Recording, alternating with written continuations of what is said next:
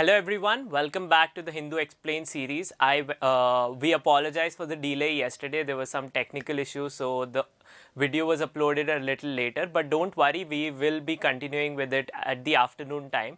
I went through the comment section about questions yesterday, so a lot of students still had doubts with regards to the Ethiopian crisis. Now, don't worry, I will allay your fears with regards to that. As and when there are more updates about the crisis, I will revisit the crisis from the scratch and explain it to you, because if there are more developments, we'll be able to give you better content there. So don't worry. Now moving on with today's newspaper. So on today's newspaper, there is one main story from the Supreme Court itself. Now, is it relevant for you all from a CLAT perspective, which is a legal exam? Not so much as of now. This is a more of an update where the Supreme Court has scolded the government. So this is a matter with regards to the Tablighi Jamaat event that took place in March in Delhi. What transpired after the event is what is under consideration with the Supreme Court. A lot of media channels, news channels, ran a more of a hate-mongering campaign against the event and tried to inculcate or stoke fear with regards to, or give a religious color to the spread of the virus there. So the Supreme Court had reprimanded and had asked the government to clarify what they can do against news channels that spread hate speech. Now, what is hate speech?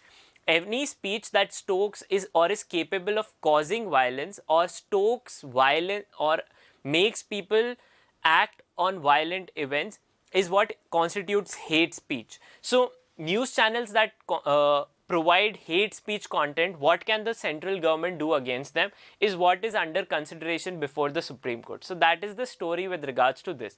Then we'll be understanding this love jihad law by Madhya Pradesh government in a little bit more depth. Then there is more new about the corona update with regards to how it has become a more politicized event. The Chhath Puja is about to happen, so whether should it be a public holiday, will people be allowed to gather in numbers? So that is all is in question. It is under deliberation.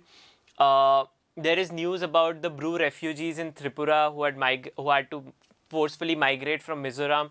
Their settlement dispute is pending in before the central government. So there is an update with regards to that. On the editorial front, we will be discussing the editorials on the left-hand side and this one on the bottom. The main editorial is more about US politics. What will be the course of the interaction between the Biden administration and the Modi government? What do they have in store for India? So that is under consideration, all speculative. We don't know anything for concrete. It could be, may not happen, may happen. So all those things are not so relevant. We'll discuss these three in a little bit more. Not the left-hand side one, sorry. This is about updating us with regards to the Azerbaijan and Armenia conflict. How it states that in this time period now, that with the ceasefire now, there is the weightage of the war has fallen with Azerbaijan and Turkey, and how Russia has not been able to protect or maintain peace in the region. So that Russia's position has what you can say diluted in the region. We do not know yet, because see, the ceasefire was still possible only after Russian intervention, and Russian peacekeepers will be patrolling the region to ensure that the ceasefire is maintained. So either it is diluted or not, that relevance will happen whenever the events are discussed at a later point. Now, on the op-ed page, the bottom editorial is something we will be discussing in a little bit more depth, because that is directly related to constitutional legal paradigm. There are some cases mentioned. So as you know, in CLAT 2020, a direct passage from a case was given and then questions were asked regarding that. This is something in the news on and off these days. With regards to the role of the governor and speaker in partisan politics, they have become not so constitutional but partisan post. So that is being in debate for a long time. So we will revisit this. Then is this these two articles. On the left hand side is a more economic articulation of how the current environment is of Asian economies is very competitive, and if India doesn't step up its game, it may fall out in competition to the others. And on the right hand side is the T cell immunity and COVID-19. It's a very science specific article. What it one new thing it talks about is that, see, our bodies still may have some amount of innate immunity to the COVID-19. How much of that immunity we have or each individual have varies from individual to individual, and then there is more analysis of the T cell immunity, not so relevant from CLAT perspective. On the political front, nothing of relevance for us from our point of view. The fake news article is something then there is also Supreme Court questioning the central government with regards to hate mongering. Within that, they are also asked what mechanism do you have when news channels run fake news. That, see, you can stoke fear on the basis of fake news, that maybe no leader actually said a hate speech, but news channels manufacture that kind of news. So what can you do specifically to hate speech and specifically to fake news? So those are the questions that the central government has to answer in an affidavit. Remember, also an update that this is the third affidavit, that this is the third time center has presented something and then the Supreme Court has stated that what the hell, this is not something that we asked you to do, you are practicing escapism, you're not answering our questions directly. And that is why it forms a part of the front page, that the Supreme Court is reprimanding the central government for not following or not responding to what it is actually asking it to do so. Then there was the BRICS summit. We'll return to the BRICS in a little while when we go into depth. Again, see, contempt is in question. So keep an eye on contempt of court, as we had discussed then. The concept, do revisit if you haven't, on November 16th. Then there is more elaborate. Then there is this news of lack of consent won't vitiate CBI probe. So see, CBI is a central investigating agency. It's a pan-India investigation agency specifically formed for corruption cases. But then states also have an option to revoke consent, that CBI cannot enter or investigate a new matter unless we provide them specific consent to do so. That India being a federal structure, states still have some power to control central investigating agencies to enter their territory. Now, in this, what the Supreme Court is saying is that this was a matter with regards to bribe given to officials. There was no specific consent available to the CBI, and then it was granted at a later point of time by the Uttar Pradesh government. Then these officials had stated that the fact that there was no general consent available then means that your entire inquiry is vitiated, that because you did not have the jurisdiction to sue us or investigate against us, all this investigation itself is vitiated. The Supreme Court has stated that no, when once an approval or consent has been granted, even if later on, the entire proceeding does not become void, it stands. So that is something we need to keep an eye on.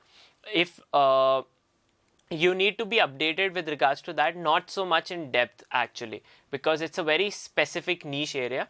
On the foreign policy affair, there is more about US politics with regards to Iran. This is an update about how President Trump had sought opinion that he will do something, either bomb or missile the nuclear sites of Iran, or do a tech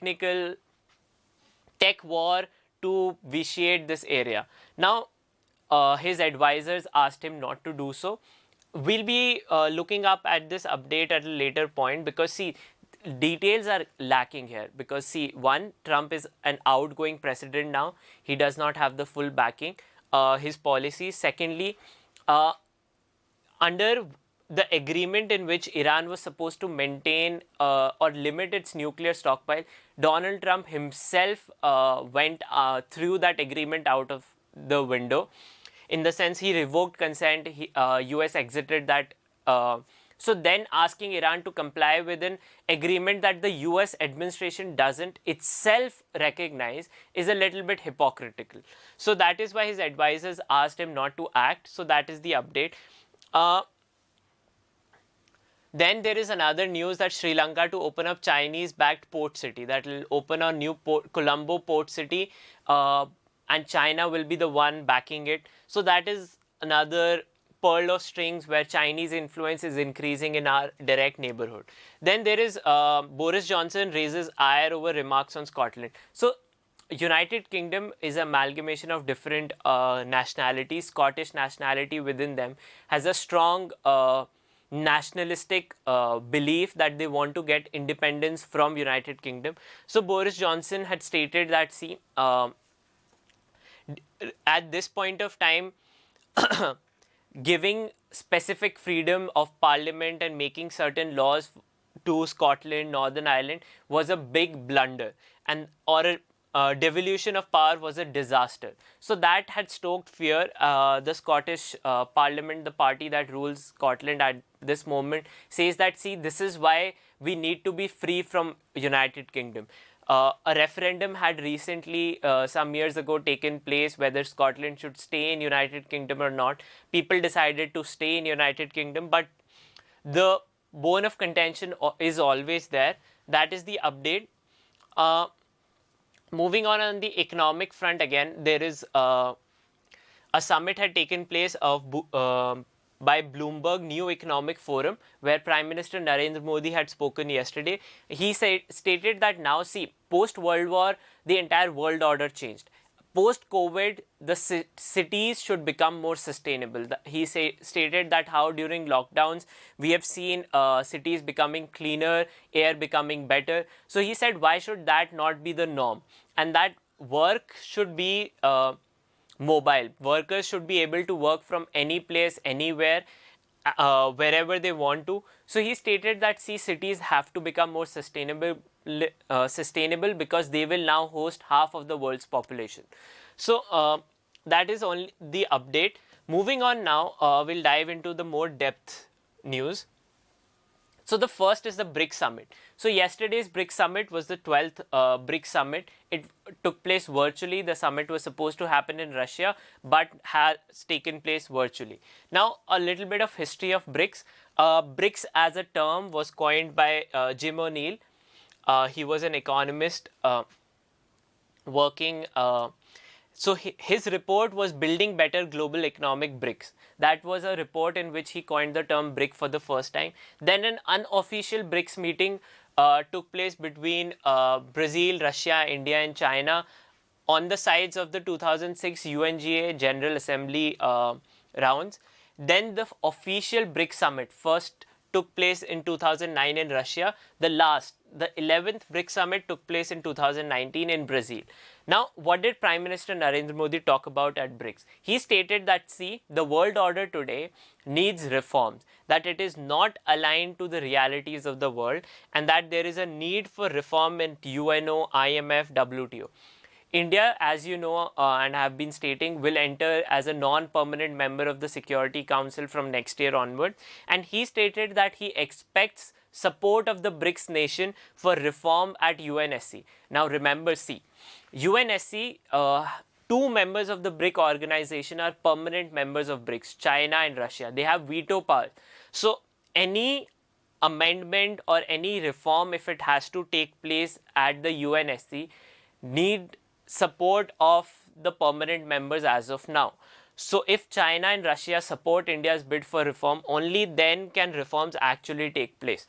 And then he stated that, see, we support Russia's counter-terrorism measures at BRICS wholeheartedly. India, as you know, suffers from terrorism, militia groups from Pakistan, state-sponsored terrorism specifically by Pakistan, and then indirect inclination to China that states who support countries that are centers of terrorism, basically eyeing towards Pakistan as the state that supports terrorism, and see the fact that you support countries that support terrorism or brew terrorism at their own lands should be brought to rule and should be accountable for their activities. So a signal to China that, see, this is not okay, and there should be a rule-based order that countries who support or sponsor terrorism states should be held accountable. Then there was also question of vaccine cooperation. Trials of Sputnik 5 are to take place in India from next month onwards. So vaccine support is relevant. President Xi Jinping was also present at the summit, and he stated that, see, our vaccine trials are already happening in Brazil and Russia, and we would be happy to extend that support to India. So moving on to the next news, which is MP Madhya Pradesh planning a law against love jihad. Now, what is love jihad basically? Rather than giving it a religious color, I will explain it to you, telling you what is the concept behind this. So, when there are inter-religious marriages, if a partner is forced to convert from their original religion, let's say Hinduism or Jainism, to any other religion, let's say Buddhism or Christianity, that is considered on account of marriage. That's the difference. Forceful conversion in the form of marriage or due to marriage is what is covered under these laws, or when the term of love jihad is used. So it is marriage for conversion, that you marry someone to ensure that they convert to your religion. That is a problem which the governments have stated. Recently, an event had taken place in southern NCR region where a girl was shot dead because she was not willing to convert to the religion of the guy. Horrific event. There have been other incidents of such violence also. So that is Madhya Pradesh is stating that they will now ensure that such a law is in place which provides protection to certain people who even abet it. So even when you ask for it or say that you want it, you can be brought to law. They state that we are deciding that use of inducement, seduction, fraud, duress for marriage and religious conversion will invite 5 years imprisonment. And there is also that declare marriages for religious conversion based on inducement, duress, fraud and seduction as null and void. That such marriages are not valid, such conversion is not valid. What is the con of this? What are the drawbacks of such a law?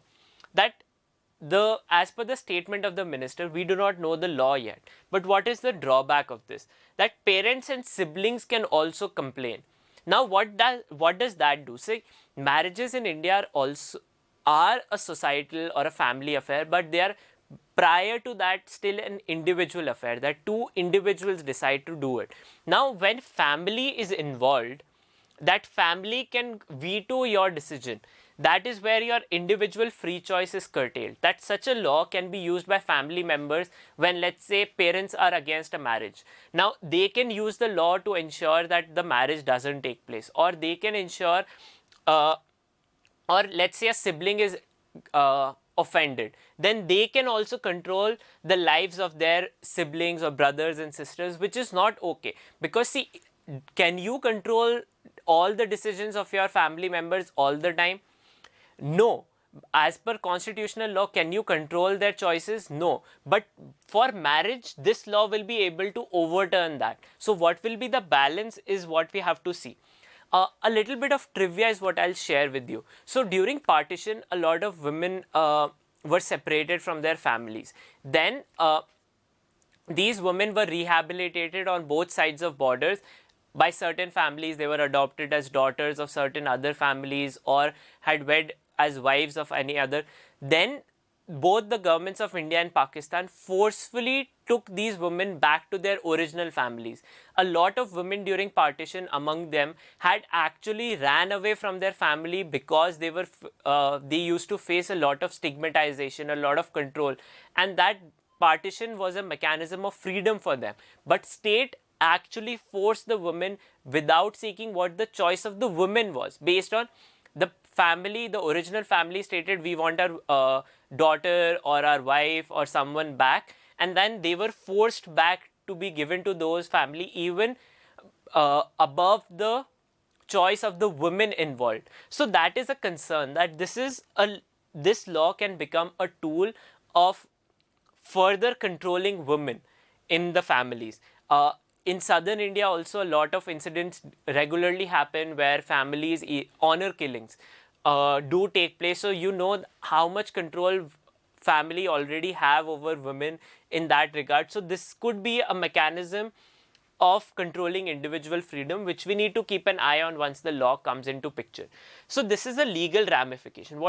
I'll also address a political narrative behind it. So what is the political narrative behind force conversion, and why it has become such a big deal? It is something known as a majority minority complex, that you stoke fear in the majority that over time you will become minorities, and that is how you stoke division in the society. This is exactly the kind of fear that the Muslim League had stoked within the Muslim population prior to partition. They told that, see, in the areas which were Muslim majority areas, that, see, if we remain with India, then we will become minorities in our own. We will not have self-rule. They will overpower us, and that is how division in society had taken place. The brunt of partition is still known. So this is the political narrative that is used behind connotations such as love jihad, that majority will become a minority if we do not act now. So we need to keep these things in mind. Moving on, there is news about Peru. Peru is going through a political crisis. There is a third president within a week. He is Francisco Sagasti. There is a lot of distrust in Peru now, that the government or the political leaders of at the parliament are actually corrupt, and people do not support them. But as you know, politicians want to hold on to their power. So that is a concern that is happening. Now, moving on the left hand side of the main editorial op-ed page, this is the shot in the arm vaccine editorial that was there. So there is only one new thing that we need to know. I've been talking about the Moderna vaccine yesterday also. We had discussed it at length. If you haven't checked it out, go check out the video of November 17 today. Now, I'll just cover the update. So Moderna as a vaccine is also part of the Coalition for Epidemic Preparedness Innovations. Now, that means that there is a collective, a lot of other countries are also involved in vaccine development. Based on that, Moderna will have to provide certain percentage of the vaccine dose that it produces to all the member states. So India, being a member, will be provided the vaccine from Moderna, a certain amount of vaccine doses by Moderna within that. That will help us because, see, Moderna, being a US pharmaceutical company, is primarily focused on addressing the vaccinization concerns of US. So we will have to keep, this is the only update. Rest everything within this article is something we have covered yesterday and day before yesterday. So if you haven't checked it out, go check out those two videos. Now, on the op-ed page on the bottom left, this editorial tells us that concerning the news about Rajiv Gandhi's assassination case. So the accused and the accused of the Rajiv Gandhi assassination case, more or less convicted, they have been in jail for past 30 years.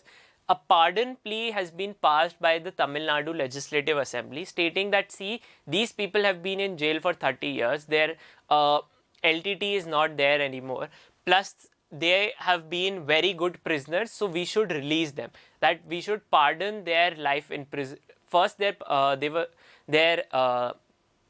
hangings were pardoned to life imprisonment. Now, the Tamil Nadu Assembly passed a resolution stating that, see, their life imprisonment should be commuted and they should be left go free now. That is how, but this is pending with the governor. The order finally comes from the governor's office. Now, what is the concern?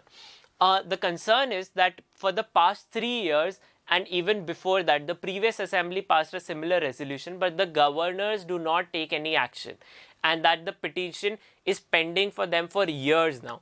Now, this article points out to 4 cases that become relevant for us. The first is the Maruram versus Union of India case. This states that the power under Article 161 for governor and 72 for president is under the decision of electoral government. That, see, they are bound by what the elected government decides. So if the parliament decides that we have to commute this person, then they should be bound by that. And when a state assembly decides that we should commute this individual, the governor should comply by that. So that the governor and president are not above the elected parties. Their decision making is not independent of what the elected government chooses. They cannot veto them. The second case is the Shatrughan Chauhan versus Union of India case. It says that, see, inordinate delay of petition spending has a dehumanizing effect, and that every person under Article 21 has a right to life and have to be treated humanely. By not deciding on petitions for a long time, we are causing a dehumanizing effect on them. The other two cases, the first is Rajendra Singh Rana versus Swami Prasad Maurya. This states that failure of speaker to decide is not just a procedural lapse but a constitutional one. That when a speaker is not deciding on something for a long time, it is not just a failure of procedure but a failure of constitutional duty. That the speaker, governors and president and speakers being constitutional posts have a constitutional responsibility to decide on such matters at a reasonable time period. But when they do not do this, it is not just a procedural lapse, that by not following due procedure or doing it in time, it is a lapse of constitutional duty. And remember, not following the constitutional duty is also a ground for impeachment or removal of people from constitutional posts. So that is why these words are very relevant. Then is the case of Kishan Meghachandra versus Honorable Speaker. And it states that action is not beyond judicial scrutiny. That, see, if a governor or a speaker is not deciding on something or have decided in a certain manner, their actions are not beyond judicial scrutiny. That under writ petition, the courts of the country can question their actions. So they are not immune, that whatever they cannot, just because they've become governor or president or speaker, they do not become immune from constitutional duties and they can be brought to question. At conclusion, it states that hopefully the court will intervene and ensure that the governor decides on the petition of these people at a reasonable point of time. From our perspective, these four cases become relevant. That is it for us. Then is the last second main editorial on the editorial page. This is about victim jurisprudence. It states that, see, in India what happens is, for criminal cases, the state sues the accused and then the accused is put behind bars or is brought to justice. And that is the prime methodology of justice delivery in India for criminal cases. But what is left behind is the victim. The victim is only considered as a witness. He or she says ki yes, this person did so. The court considers that evidence and based on that decides on the punishment of the accused or the convicted. The victim's role of the damage they have faced, how victim prevention should take place, that more such crimes should not happen to, there should be no more victims in the first place, or other responsibilities of repatriation and compensation, those things are left behind. And this editorial states that, see, we now need a victim-centered jurisprudence, that the idea of criminal justice is not just for the accused, but it is actually for the victim, that justice is to be given to the victim and not that person being brought to books is real justice. That real justice is also giving justice or nyay to the victim who has been who has suffered the grave loss. So the editorial concludes that, see, there are two values of criminal justice. First is due process and second is crime control. But now is the time for victim participation, that there is a need for more victim participation in the criminal justice system, and only when there is more victim participation will we have a better society. What will this ensure is that there will be less crime, state will be more involved in ensuring there is less crime, and then there is also a situation where victims are able to restart their lives. There is no stigma attached to what they suffered because of lapse of the security system.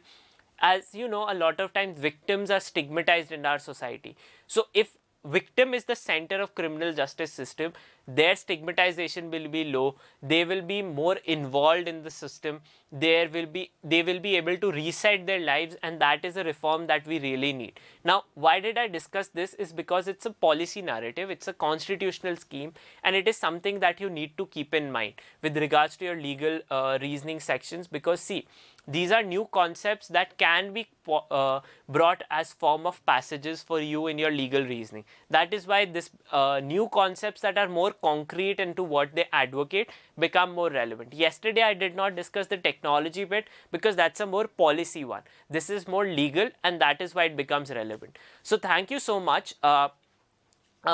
Do subscribe to the channel if you haven't. Press the like button if you like the video. Put your questions in the comment section and I will address them tomorrow. So thank you so much. See you tomorrow.